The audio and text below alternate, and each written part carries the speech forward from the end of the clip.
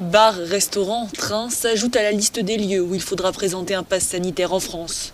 Le Conseil constitutionnel a validé son extension ce jeudi. S'il est approuvé par une majorité de Français, ses détracteurs clament toujours leur opposition. On va continuer à intensifier le mouvement à partir de septembre quand tout le monde sera rentré. Et puis je vous ai dit, si le gouvernement ne veut pas lâcher, on ira en procédure. Les procédures, il y a la Cour européenne, il y a la Cour de cassation, on ira, on montrera les procédures. Pendant les délibérations des sages, des soignants ont manifesté contre l'obligation d'un certificat pour accéder à l'hôpital.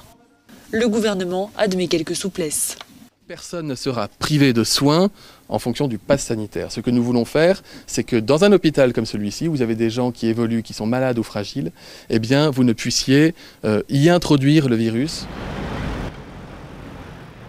La France repasse sur la liste des pays orange en Angleterre. Autrement dit, Londres lève la quarantaine pour les voyageurs vaccinés venant de l'Hexagone.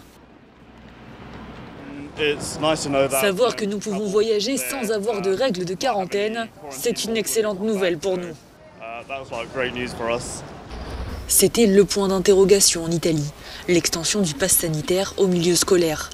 Le Conseil des ministres a tranché, les enseignants devront le présenter pour aller travailler et ne percevront plus de salaire au-delà de 5 jours d'absence. Un précieux sésame obligatoire aussi pour les étudiants, sauf s'ils sont mineurs.